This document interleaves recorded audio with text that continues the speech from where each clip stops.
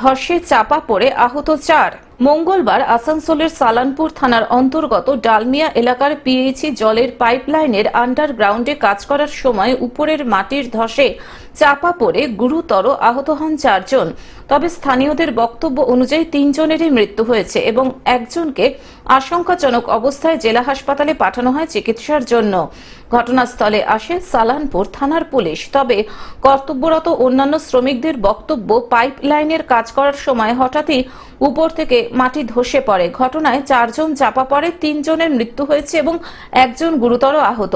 জানা যায় 4 জনের মধ্যে 3 জন ঝাড়খণ্ডের বাসিন্দা এবং একজন কুলটির চীনাকুড়ির বাসিন্দা। ঘটনাস্থল পরিদর্শনে আসেন প্রশাসনিক আধিকারিক ও পিএইচই দপ্তরের আধিকারিকেরা।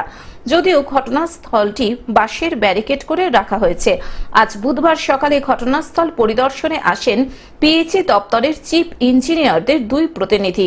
এরপর ঘটনাস্থলে আসেন বাম নেতৃত্ব ও কর্মী সমর্থকেরা। মৃতের পরিবারকে 20 লক্ষ টাকা আর্থিক ক্ষতিপূরণের দাবি করেন।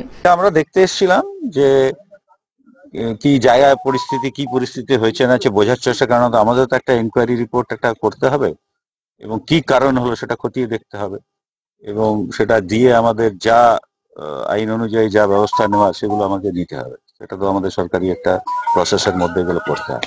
সেই জন্য এটা বুঝে না, সচক্ষে না দেখলে তো বোঝা যায় না।